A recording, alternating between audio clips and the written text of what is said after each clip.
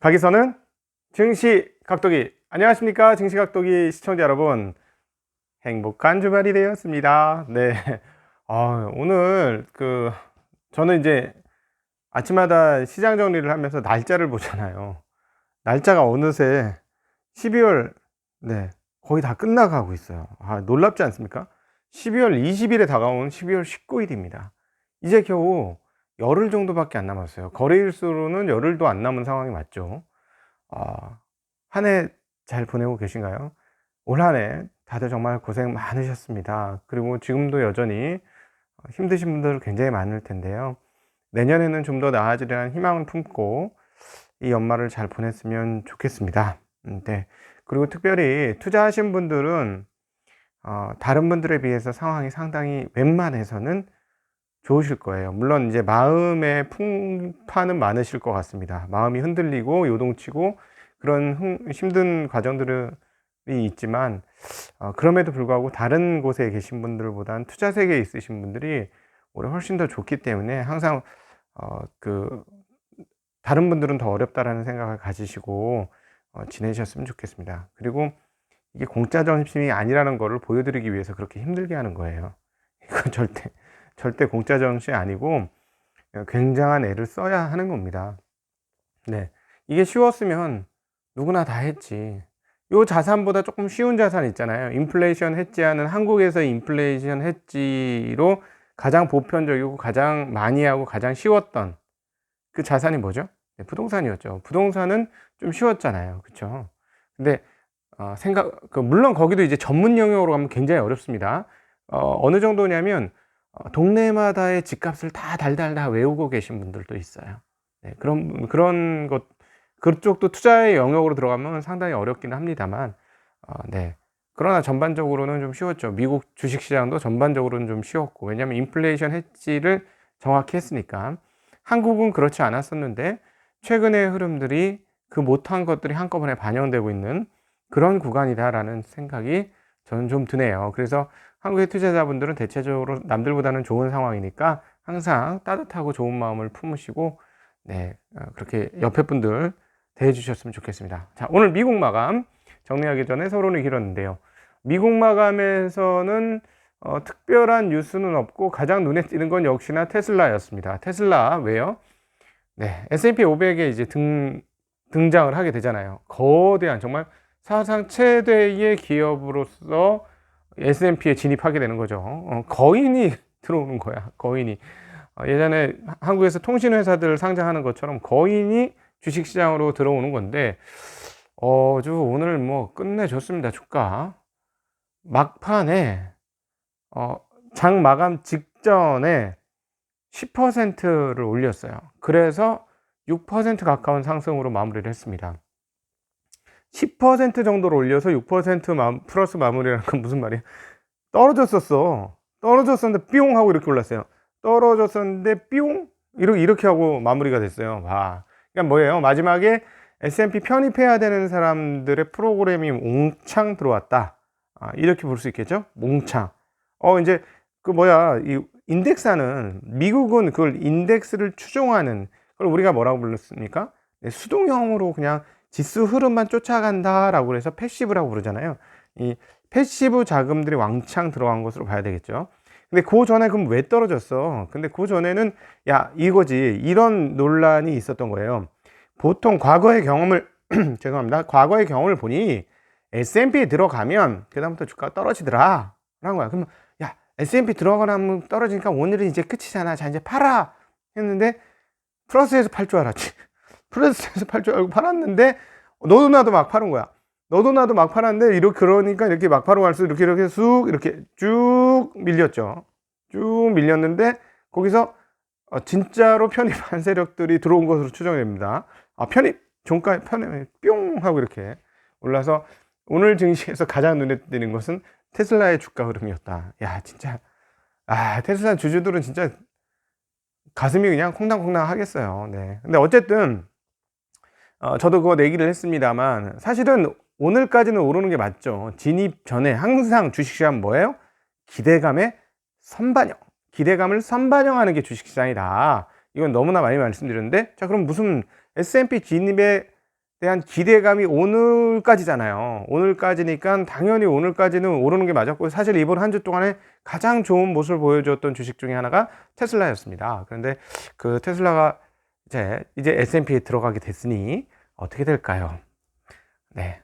저는 뭐 떠밀려서 위쪽으로 베팅을 했고, 우리 나침반 안재원 PB는 떨어진다에 베팅을 했습니다. 네. 그래서 탕수육 내기를 했는데, 자, 누가 이길까 궁금합니다. 저도 궁금하고, 또 오늘 기술주 뉴스 중에서는 가장 눈에 띄는 거는 인텔이었습니다. 인텔이, 야, 여기서 뭐 떨어질 게 있나 했는데 푹 떨어졌어요. 푹 하고 떨어졌는데, 도대체 뭐지 라고 했는데, 네, 이유가 있었습니다. 마이크로소프트요. 마이크로소프트가 2등 업체잖아요. 어디서 2등 업체예요? 네, 데이터 센터의 2등 업체. 아마존 1등이죠. 2등 업체인데, 데이터 센터에 쓰는 서버용 칩을 자체 제작하겠다 라는 뉴스가 돌고 있습니다. 네. 그러면서 주가가 큰 폭으로 하락했습니다. 6.3%. 야, 이게 떨어질 게 어딘데 이렇게 많이 떨어졌어? 오른 게 없는데. 그러니까 사실은 인텔은 이제 거의 끝났다고 생각했는데 한 대 더 얻어맞은 거예요. 자, 제일 큰 고객은 누구일까요? 제일 큰 고객은 역시나 그러면 아마존이겠지. 근데 지금 이번 흐름이 굉장히 이게 그 기술 영역에서 여러 가지를 생각하게 한다라는 거죠. 첫 번째로는 뭐냐면 우리가 애플과 그 테슬라에서도 봤듯이 자기한테 진짜 필요한 도구는 자기가 만든다 하는 흐름들이 나오는 거예요. 마치 조각가가 전과 끌을 자기가 직접 만들듯이 자기가 사용하기 편하도록 전과 끌을 제작으로 자기 스스로 뭐 옆에 사람 도움을 받아가면서 뭐 예를 들어 손잡이를 좀 휘게 만든다던가 뭐 이런 식으로 해서 자기 만들듯이, 뭐 원래 근데 애플은 좀 그런 성향이 있었습니다만은 애플이 그렇게 되었고요. ARM 기반의 바이오닉 14 칩과 그다음 M1 칩 같은 칩이죠. 이거를 제작하면서 자기가 원하는 대로 이제 만들기 시작해서 일단 퀄컴을 물리쳤고, 이제는 인텔을 그렇게 했는데, 그 다음에 이제 테슬라도 남의 거를 갖다가 쓰는 게 아니라 뭐 자일링스나 이런 회사들 거에 시스템 반도체를 쓰는 게 아니라 자체 제작한 칩을 통해서 자기 알고리즘을 만들어가는 그런 구조들, 그런 것들이 이제 기술적인 특성으로 나타나고 있다는 게 시사하는 바가 크고요. 또 하나, 엄청나게 시장이 크다는 거지, 이 시장이. 왜냐하면 자, 생각해 보세요. 뭐 조그맣게 뭐 구멍가게면 내가 나 혼자 다 하지. 이 일 저 일 다, 청소부터 뭐 회계까지 나 혼자 다 하는데, 사이즈가 크면 어떻게 돼요? 그냥 쟤한테, 잘하는 애한테 거 갖고 오는 게 훨씬 싸. 이 조직을 끌고 가는 것보다는. 그렇게 되죠. 그런데 그걸 내가 하겠어 하는 거는 뭐냐면 사업부가 굉장히 크다는 얘기인 거죠. 야, 이렇게 돈을 많이 쓸 거면 그냥 하나, 우리 자회사 내서 하나 하자 라는 생각할 수 있다는 것이죠. 그러니까 무슨 말이냐, 시스템 반도체 영역이, 마이크로소프트는 소프트웨어 회사잖아요. 마이크로소프트웨어. 자, 마이크로소프트웨어 회사인데 하드웨어를 하겠다는 얘기지 않습니까? 물론 뭐 ARM이나 이런 데다 이렇게 해가지고 갖고 와서 만들 수 있겠죠. 그럼에도 불구하고 전통적으로 마이크로소프트는 뭐 그렇게 엑스박스까지는 했습니다만은 하드웨어에 천착하는 회사는 아닌데, 이런 얘기를 했다는 건 뒤집어 보면 뭐다? 네, 이 시장의 성장 가능성이 여전하다는 거예요. 끝이 아니다라는 거. 그럼 무슨 말이냐? 시스템 반도체가 쓰여지는 영역이 엄청나게 큰 상황들이 지속되고 있다는 것을 오늘의 이 기업 뉴스를 통해서 우리가 알 수 있는 대목이죠. 자, 그렇다면 어떻게 해요?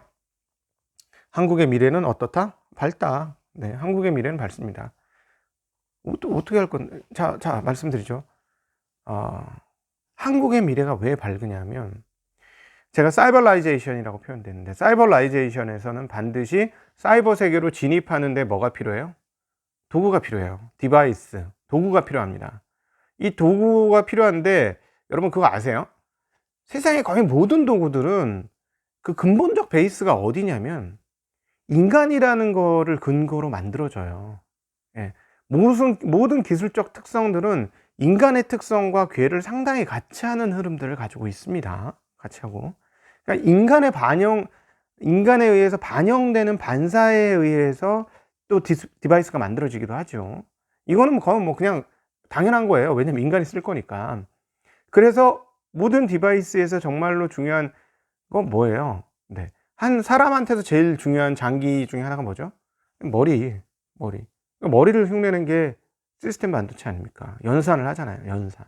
그리고 또 그 연산을 할 때 가장 중요한 그 창이 뭐예요? 네. 창은 눈이죠. 눈. 디스플레이. 예. 디스플레이.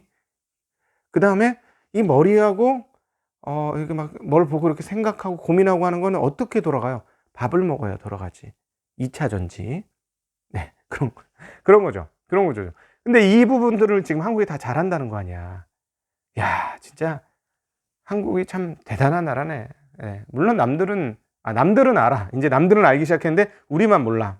우리가 얼마나 대단한 민족이라는 거에 대해서 우리만 모르는 거지. 자, 그래서 제가 그 말씀을, 야, 우리 10만 금융전사 양성하여 제 아시아의 유대인, 예, 오히려 유대인을 꺾는 아시아의 그 민족이 되자라는 말씀드렸고, 그래서 요런 미국 시장 정리할 때 고런 재미가 있어요. 왜냐하면 제가 이제 금리나 환율이나 막 이런 얘기를 설명을 해 드리면 그런 거구나 하고 이제 이해가 폭이 넓어지면서 세상을 보는 눈이 조금 더 새롭게 생기시잖아요. 그죠? 자본주의 시스템이니까. 자가 뭐야? 자식이 아니고 자는 돈이지. 근본 본. 자가 본이 된 세상. 자가 본이 된 세상을 어떻게 봐야 되느냐?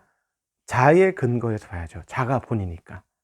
네. 그게 이제 자본주의 시스템이고, 그게 극명하게 나타나는 게 금융시장이고 자본시장이다.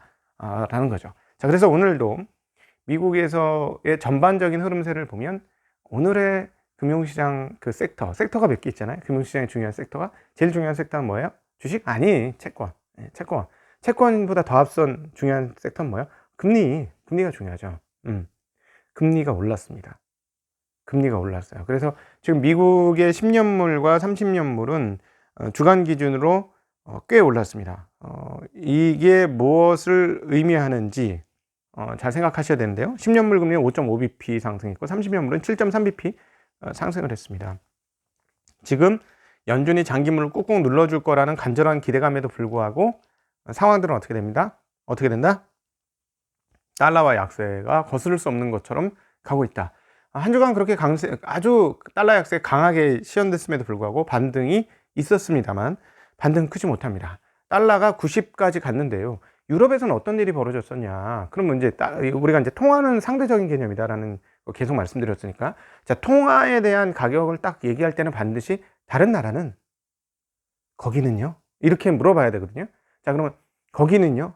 네, 어디요? 네, 유럽은요? 유로화는요? 라고 물어봐야 되는데, 오늘 봐서는 오늘은 또 한 나라가 있었어요. 일본이 있었어요. 일본이 지난 3월에 시행했던 기업 지원 프로그램을 연장하겠다라고 했어요. 이건 일종의 완화 정책이죠. 경기가 회복이 좀 되는 것 같긴 합니다만, 되고 있으나, 그러나 기업들이 당한 상황들이 상당히 어렵기 때문에 그냥 진행을 하겠다.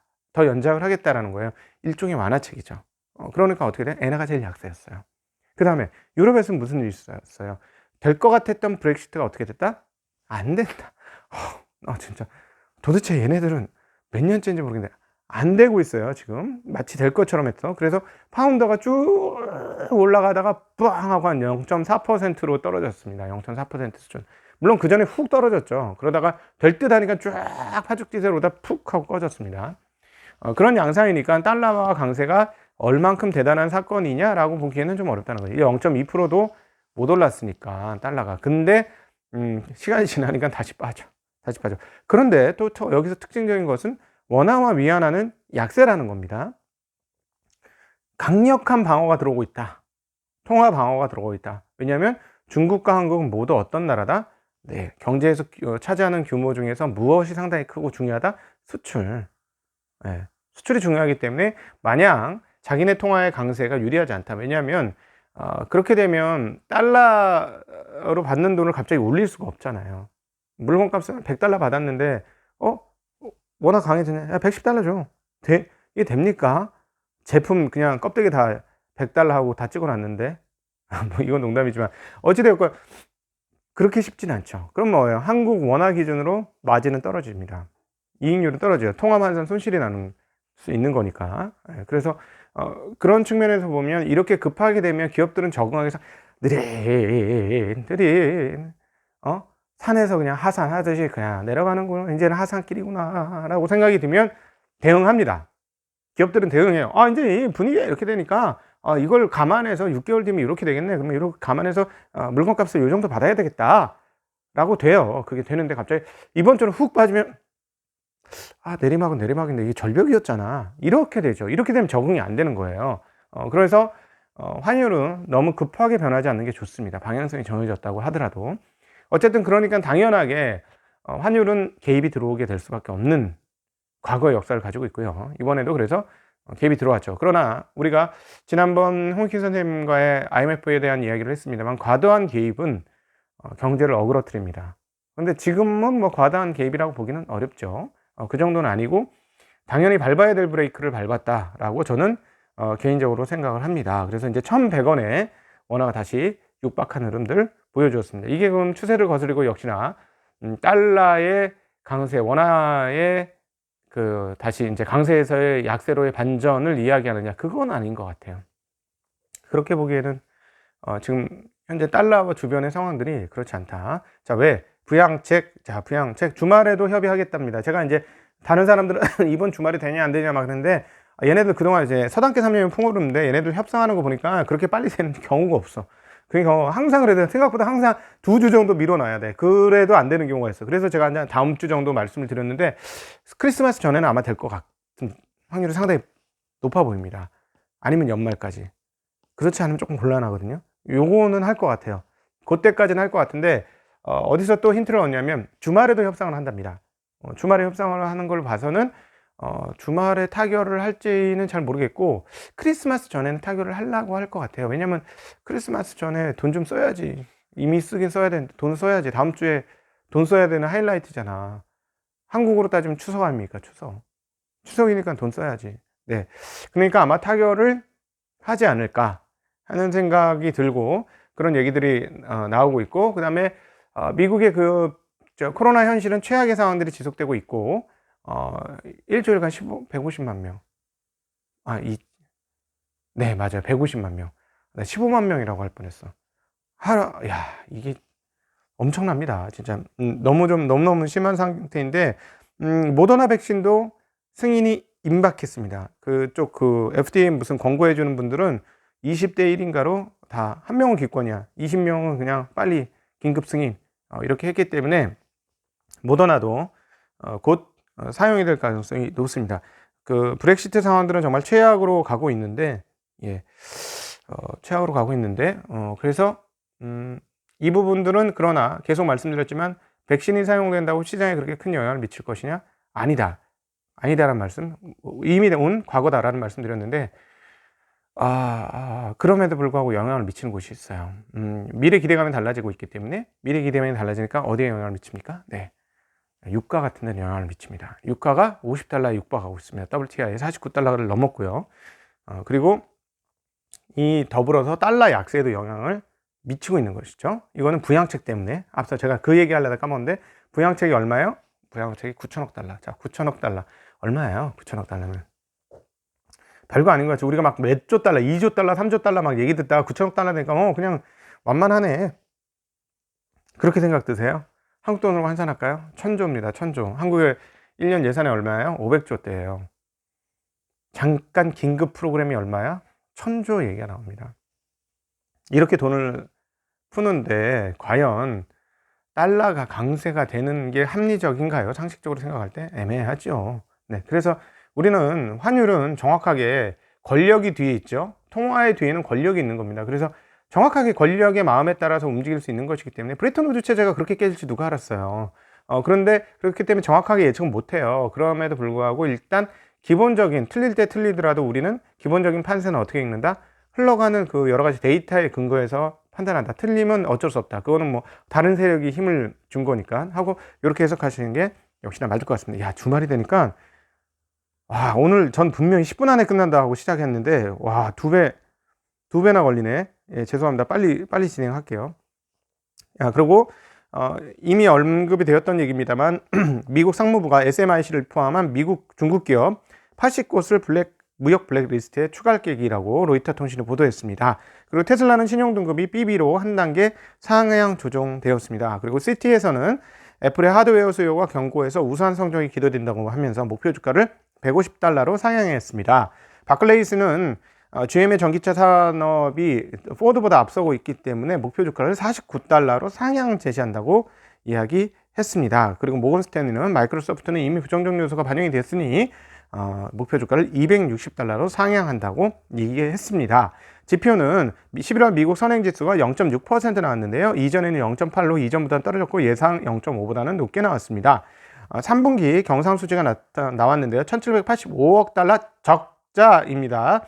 예상은 $1,890억 적자였기 때문에 예상보다는 좋았고, 이전엔 $1,614억 이전보다는 나빴습니다. 네, 이제 곧 21일 날 바이든 부부가 코로나 백신을 접종할 예정이고요. 마크 펜스 부통령은 이미 접종을 했는데 아무렇지도 않은데요, 이렇게 얘기했다고 알려지고 있습니다. 네, 지금 마지막에 나오고 있는 그 부양책에서 걸리는 상황들은 공화당에서 연방준비제도 페드의 비상대출 프로그램 제도입을 막는 방안을 포함해야 한다라는 주장이 있는 것 같습니다. 그래서 이런 정도가 어떤 식으로든지 해결이 되면 부양책은 다음 주 정도면 나올 가능성이 있고, 거기에 따라서 한번 시장을 오르는데, 저는 걱정이 그 다음은 뭐를 바라보고 갈 거냐라는 거죠. 그 다음은 부양책의 효과가 시장에 반영이 끝나면 과연 그 다음은 어떻게 될 것인가 라는 것입니다. 자, 이제 가격 몇 가지만 말씀드리면서, 금값은 소폭 떨어졌습니다. 1886으로 최근에 오른 거에서 반락이 크진 않았고요. WTI는 $49에 도달했습니다. 구리값은 8,000불에 근접한 $7,995를 넘어섰고요. 브라질 보베스파는 0.3% 떨어졌습니다. 미국 시장은 나스닥은 0.07%밖에 안 떨어졌어요. 이게 장중에 많이 빠졌었는데 테슬라 오르고 막 이래서 그런가 네, 별로 안 떨어졌고요. S&P는 0.35% 떨어졌고 다우는 0.41% 떨어졌습니다. 네, 달러는 90을 찍었다 지금 다시 89.8대를 기록을 하고 있는 것 확인할 수가 있겠습니다. 필라델피아 반도체수는 0.48% 떨어졌고, 기술주들은 대체적으로 떨어지는 양상을 보여주었습니다. 네, 네, 달러의 약세 흐름이 앞으로도 미국 금융시장을 읽고, 그리고 또 연관해서 한국 금융시장을 읽는데 가장 중요한 요소가 될 거라고 저는 개인적으로 생각하고 있습니다. 이 부분을 어떻게 진행되는지에 대해서 저희 증시각도기 TV 앞으로 여러분들에게 계속해서 안내해 드리도록 하겠습니다. 저희와 함께 가시죠. 네, 어느 정도 수준 이상의 금융 전문가가 되시도록 하시죠. 그래서 우리나라가 이제는 다음 세대에는 금융이 제조업을 이어서 새로운 성장 산업으로, 그래서 그것으로 세계에 좋은 영향을 끼치는 나라가 될 수 있도록 우리 함께 가시죠. 네, 감사합니다. 행복하고 즐거운 주말 되시기를 빌겠습니다. 증시각도기 여기서 인사드립니다. 오늘 오후에는 네, 홍익현 선생님이 하는 아주 재미난 소금에 대한 이야기. 와, 난 진짜 소금이 그런 역사를 가지고 있었어? 금값보다 더 비싸다는 거 아니에요, 소금값이. 말이 됩니까? 우리 한국은 진짜 심지어는 큰 포대 하나가 10,000원, 15,000원, 20,000원 이런, 근데 금값보다 비쌌답니다. 그 얘기가 나갈 것이고요. 그리고 저는 조금 있다가 정말 오랜만에 독일 책방으로 촬영을 할 예정입니다. 드디어 여러분들한테 전해주고 싶은 책들이 생기기 시작했어요. 한 달 쉬니까 나오네. 네, 그것들을 한번 여러분들에게 얘기해서 내일, 그리고 권순장의 브릿지, 내일 나갈 권순장의 브릿지는 이번에 굉장히 색다른 시간을 갖습니다.